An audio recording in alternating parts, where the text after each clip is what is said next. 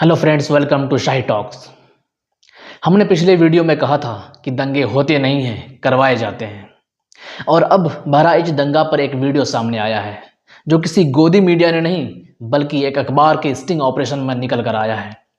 गोदी मीडिया का काम तो आग में घी डालना होता है और सच्चाई को छुपाना होता है। दैनिक भास्कर की ये रिपोर्ट देखिए।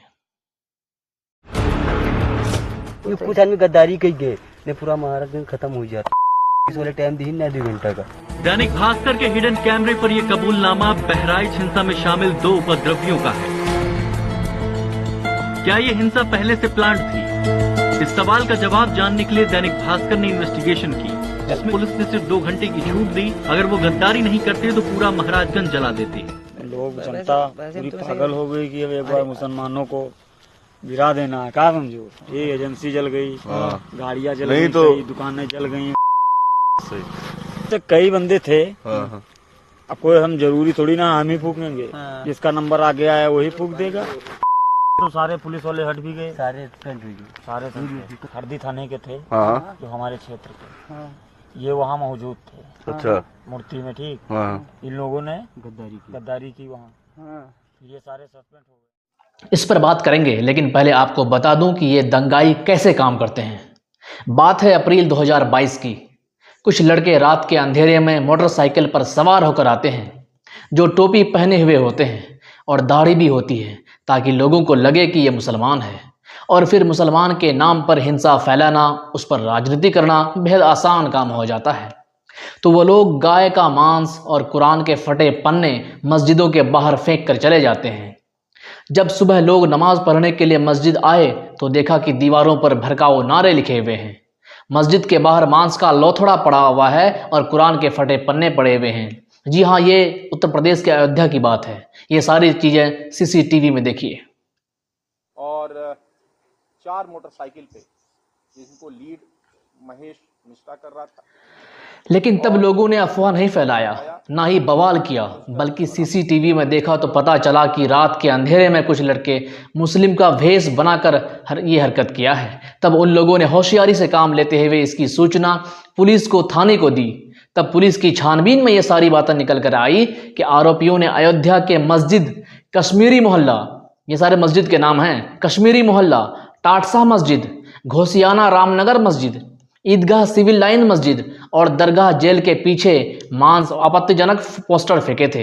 कुछ जगह पर धार्मिक किताब यानी कुरान के फटे पन्ने फेंककर सांप्रदायिक माहौल को बिगाड़ने की कोशिश की। और पुलिस ने बताया कि इसमें साजिश करने वाला महेश कुमार नाम का व्यक्ति विश्व हिंदू परिषद और बजरंग दल का पहले सदस्य रहा है, जो घटना का मास्टरमाइंड बताया गया, जो 2008 में विश्व हिंदू परिषद का मेंबर रहा। साल 2012 से 2019 तक बजरंग दल में जिला संयोजक रहा। 2020 में हिंदू योद्धा संगठन बनाया उन्होंने। उसी तरीके से एक घटना आगरा की है, 8 अप्रैल 2023 की, जब पुलिस ने खुलासा किया कि भारत हिंदू महासभा संगठन के कुछ सदस्य रामनवमी जुलूस के दौरान आगरा में सांप्रदायिक हिंसा भड़काने के लिए खुद ही गाय को जबह कर रहा था। इस साजिश में हिंदू महासभा के राष्ट्रीय प्रवक्ता संजय जाट का नाम प्रमुख साजिशकर्ता के तौर पर सामने आया। और इसमें हिंदू महासभा के कुछ कार्यकर्ताओं ने जितेंद्र कुशवाहा और संजय जाट के खिलाफ शिकायत की और कहा, खुद उन लोगों ने, उसके साथियों ने कहा कि खुद रामनवमी पर आगरा का सांप्रदायिक सौहार्द बिगाड़ने के लिए उन लोगों ने गौकशी करवा रहे हैं। सोचिए, इससे पीछे और चलिए, 2018 की बात है, जनसत्ता की खबर है। उत्तर प्रदेश के गोंडा जिले में 2 हिंदू युवकों को साजिश के तहत गाय काटने के आरोप में गिरफ्तार किया गया था।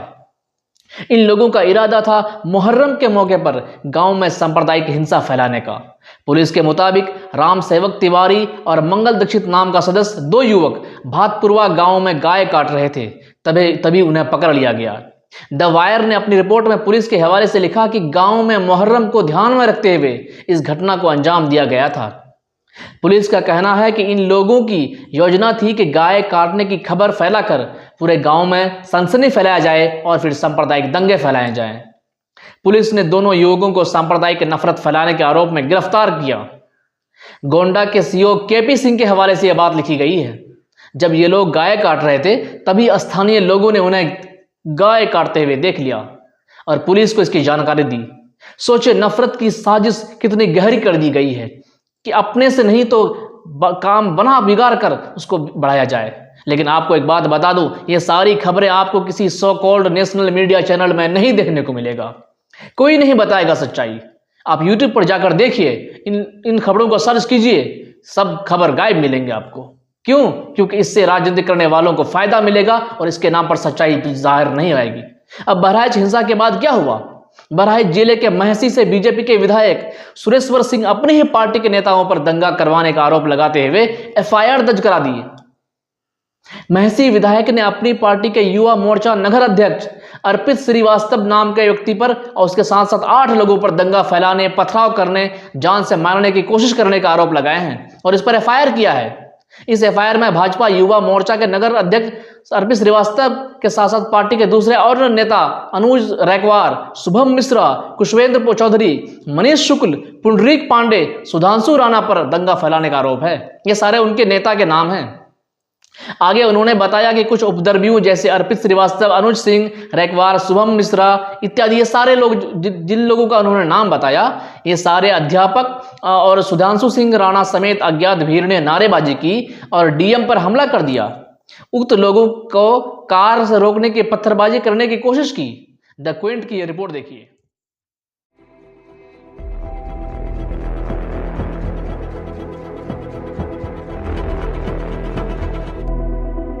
जानकारी मिली कि अर्पित श्रीवास्तव भाजपा के भारतीय जनता युवा मोर्चा के नगर अध्यक्ष हैं और ज़्यादातर लोग नशे में थे और सब लोग ये कह रहे थे कि ये हमारा भाई है। लोगों ने कहा कि अपने लोग हैं, तो हमने कहा कि अगर कोई अपना है तो आ करके बता दे। हमने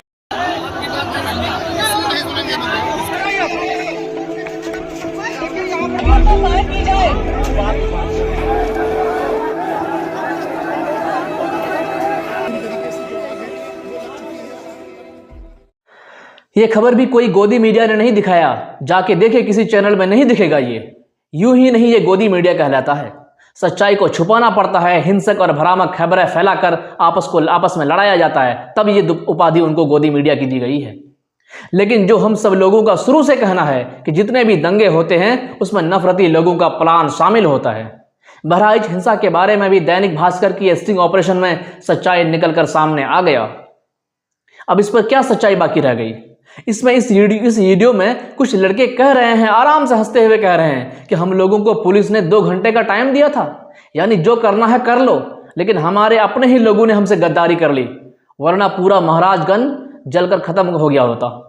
वो कह रहे हैं कि कोई 1-2 लोग थोड़े थे, आगे जो भी आगे आता, जो भी आगे नंबर जिसका आता वो जलाता। इसमें पुलिस वाले भी कभी वो नाम ले रहे हैं।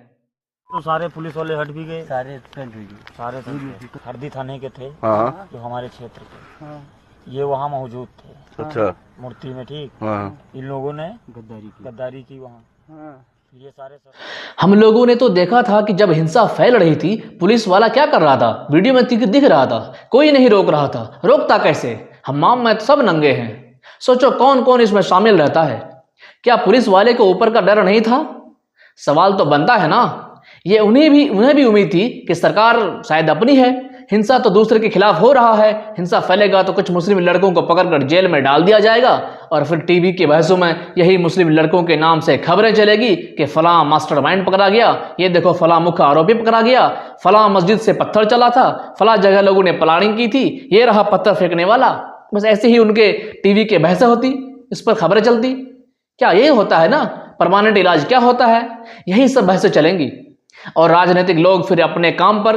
उसे क्या मतलब किसी की जान जा रही है? जो लड़का राम गोपाल नाम का हत्या हुआ है जिसका, उसने क्या किया था? उसके बारे में कितनी तरह के झूठ फैलाए गए इस गोदी मीडिया के चैनलों द्वारा। ये तक कहा गया कि उसके नाखून उखाड़ लिया गया था, बिजली का शॉक लगाया गया था, आंखें फोड़ दी गई थी, 35 छर्रों से गोली मारी गई थी और न जाने क्या क्या बातें बताई गई। हाँ, उसकी हत्या कर दी गई थी, जो दर्दनाक है। लेकिन ये सारी बातें जो गोदी मीडिया ने बताया, ये सारी की सारी अफवाह थी। वहां के पुलिस वाला ने बाज़ाब्ता प्रेस रिलीज जारी किया कि ये सारी भ्रामक और हिंसा और भ्रामक बातें हैं, इस पर आप न पढ़ें, इस पर आप खबरें न चलाएं। किसी भी गोदी मीडिया ने सच्चाई नहीं दिखाया, कोई भी नहीं सुनाया। अब अगर उसकी बुनियाद पर कोई भी भीड़ किसी से हिंसा करने लग जाए तो इसका जिम्मेदार कौन होगा? इस गोदी मीडिया के हिसाब से तो सारे के सारे लोग हिंसा पर होते जाएंगे। क्या यह दलाल चाटुकार नहीं होगा? क्या इसकी कोई जिम्मेदारी नहीं है समाज को लेकर? इसलिए इन सब हिंसाओं में डायरेक्टली या इनडायरेक्टली ये सब लोगों का शामिल होना संदेहास्पद होता है। अब सोचिए, खुद बीजेपी विधायक ये बात कह रहे हैं, बीजेपी नेताओं के खिलाफ एफआईआर दर्ज करवा रहे हैं कि इन लोगों ने हिंसा भड़काई, लेकिन आपको टीवी के स्क्रीन पर ये बातें देखने को मिली नहीं, क्योंकि टीवी के लोग जिसकी पैरोकारी करते हैं उनकी राजनीति में नुकसान हो जाएगा। इसलिए सच्चाई नहीं बताएंगे टीवी वाले, बल्कि वो सारी बेबुनियाद बातें बताएंगे जिससे लोगों में आक्रोश फैले, लोग हिंसा करने पर उतर आएं और फिर धर्म के नाम पर दंगा और हिंसा हो जाए। लेकिन जहां भी दंगा और फसाद होता है, इन लोगों का एक ही मोडस ऑपरेंडी होता है, चाहे कोई भी हो, चाहे 2022 का जहांगीरपुरी का हिंसा हो, चाहे वहां की बात करें, बहराइच की बात करें, या कोई भी हो। जहांगीरपुरी में क्या हुआ था? पुलिस प्रशासन ने उस यात्रा की अनुमति नहीं दी थी, इस बिना परमिशन के उन लोगों ने यात्रा निकाली। यहां एक बात क्लियर कर दूं, दिल्ली की पुलिस केंद्र सरकार के अंदर में आती है, यानी सीधे गृह मंत्री अमित शाह के अंदर में दिल्ली पुलिस आती है। तो हनुमान जयंती की शोभा यात्रा निकाली गई बिना परमिशन के, चलिए कोई बात नहीं, निकालिए, अच्छी बात है, हर साल निकलती है, लेकिन इस बार की यात्रा उस जगह से निकली जहां मुसलमानों की आबादी ज्यादा थी। हालांकि इस बात से भी लोगों को आपत्ति होने लगी है कि मुसलमानों वाला इलाका कौन सा है, चलिए वो भी मान लिया, लेकिन मुसलमान मोहल्ले में जाकर मस्जिद के बाहर नारे लगाना और गालियों वाला गाना बजाना, हुड़दंगी करना, इस पर भी सब लोग शांत रहते हैं और वो यात्रा निकल जाती है। लेकिन जब इन हुड़दंगियों को लगा कि कोई रिएक्शन ही तो नहीं हुआ, तब फिर ये लोग दोबारा घूमकर दूसरे रास्ते से वहां पर आते हैं और फिर वही नारेबाजी और गालियों वाला लाउड स्पीकर बजाते हैं। तब दंगा और हिंसा शुरू होती है। तब देखा लोगों ने कितने घर द्वार बिखर गए। बहराइच में क्या हुआ था? भीड़ ने जाकर पहले मुस्लिम मोहल्ले में नारेबाजी की। जब कोई प्रतिक्रिया नहीं आया, तब मुसलमान के घर पर चढ़कर एक लड़के ने उसके घर पर लगा हुआ हरा झंडा, जो लोगों ने 12 रबीउल अव्वल में लगाया था, उस हरा झंडे को उखाड़ कर फेंका। छत का छज्जा यानी रेलिंग भी तोड़ा। उसके बाद नीचे सब लोग तालियां बजाने लगे, वाहवाही कर रहे थे। तब जाकर ये हिंसा शुरू हुई। अचानक कोई हिंसा शुरू नहीं हो जाती है, इसका भी वीडियो आ गया है, ये देखिए।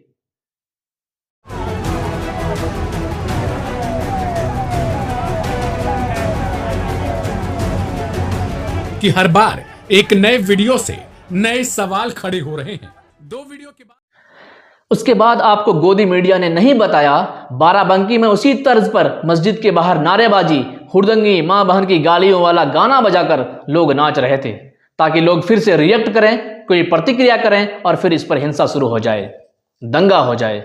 और हिंसा में तो मालूम है, नाम उसी का आएगा जो रिएक्ट करेगा, जो भड़काए, गालियां दे, उकसाए।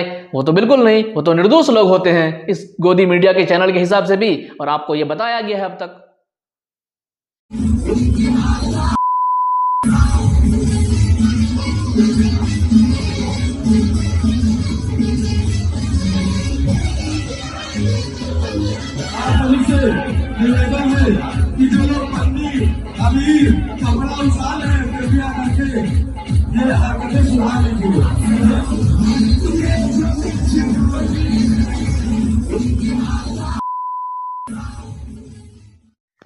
लेकिन बड़ा सवाल यह है कि जो लोग बोलते हैं बटोगे तो कटोगे, इसलिए एक रहो, वो किसको कह रहे हैं? किसको काटने की बात कह रहे हैं? किसको कह रहे हैं कि कटोगे या बटोगे? कौन बांट रहा है समाज को? कौन बांट रहा है लोगों को? बांट तो वो लोग रहे हैं ना जो चुनाव में कहते हैं कि ये चुनाव 80% और 20% के बीच में है। क्या वो बांटने वाली बात नहीं है? चुनाव 80 बनाम 20। इससे ज्यादा बांटने वाली राजनीति और क्या हो सकती है? जो बांटने वाले लोग तो हर सभा, हर भाषण में धर्म के नाम पर बयान देते हैं। ऊपर के हमने जितने भी घटनाओं का जिक्र किया, उन सब में बांटने वाली और काटने वाली राजनीति क्या नहीं दिखती है? क्या वो घृणित राजनीति ही तो है? उसमें क्या ये घृणित राजनीति, बांटने वाली राजनीति की बू नहीं आ रही है? हिंसा के लिए उकसाने, भड़काने वाले क्या समाज को जोड़ने का काम करते हैं? बांटने का काम करते ही तो हैं। और काटने की साजिश कौन रचता है? अयोध्या, आगरा, गोंडा, बहराइच, इन सब मामलों को देखो तो पता चल जाता है कि ये लोग पूरा प्लान करते हैं, तब ये बयान देते हैं। वो क्यों नहीं कहते कि धार्मिक एकता जिंदाबाद? वो लोग धार्मिक एकता, ये सद्भावना यात्रा क्यों नहीं निकालते हैं? क्योंकि इन लोगों के सत्ता की सीढ़ी इन्हीं हिंसा और नफरत के द्वेष से होकर गुजरती है। इसलिए अमन पसंद लोगों आपको आपके धर्म के नाम पर, जाति के नाम पर भड़काने, उकसाने, बरगलाने वाले कभी आपके बच्चों के रोजगार की बात नहीं करेंगे। कभी आपसे वो बिजली, पानी, सड़क, पुल पुलिया, शिक्षा, स्वास्थ्य की बात नहीं करेंगे, ना ही आपके रोजगार की बात करेंगे। इसलिए सावधान रहिए, सतर्क रहिए। मोहब्बत से ही देश और समाज आगे बढ़ेगा। धन्यवाद।